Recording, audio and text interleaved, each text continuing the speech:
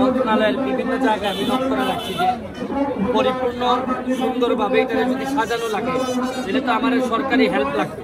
আমি এদেরকে বলছি আপনি আসেন, দেখে যান, যদি আপনাদের মনে হয় এটার একটা পর্যটন নগরী বানানো যাবে তাহলে আমাকে সহযোগিতা করেন। আমি নিজে যেহেতু লাভবান হওয়ার আমার ইচ্ছা নাই, আমার ইচ্ছাই হচ্ছে কি এলাকাটার এমন জায়গায় নিয়ে যেতে চাই সারা দেশের মানুষ যেন সোনারঘাট মাধবপুরের কথা মনে রাখে এবং মনে করতে পারে যে একজন নেতা চাইলে পুরো এলাকাটারে চেঞ্জ করে দিতে পারে।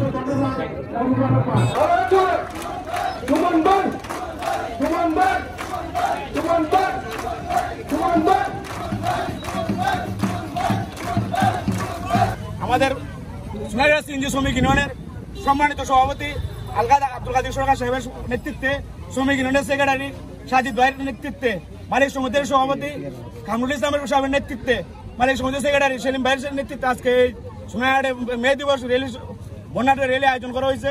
এই র্যালিতে প্রধান অতিথি হিসাবে আমাদের সোনারঘাট মাধবপুরের 4 আসনের মাননীয় সংসদ সদস্য লক্ষ্মণ প্রধান অতিথি হিসাবে থাকবা। ওনার কাছে আমরা তো সোনারঘাট শ্রমিকের পক্ষ থেকে একটাই দাবি, আমরা যাদের মাননীয় এমপি সাহেব আপনারা গ্যাসের একটা ব্যবস্থা করে দিন, এটাই আমাদের সোনারঘাট শ্রমিকের পক্ষ থেকে দাবি।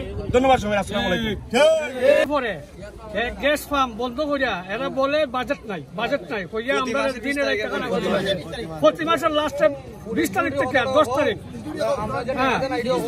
10 দিন আমরা গ্যাস দিতে বড় সমস্যা করে। আমরা দিনের একটা পরিশ্রম করে আমরা গ্যাস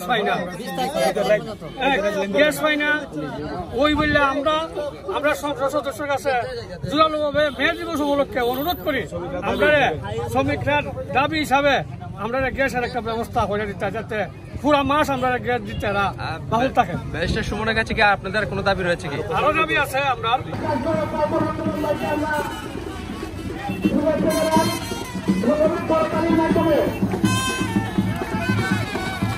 উত্তর মঙ্গল কামনা করি। আপনি আমাদের সঙ্গে থাকবেন, আমরা আপনার সঙ্গে আছি।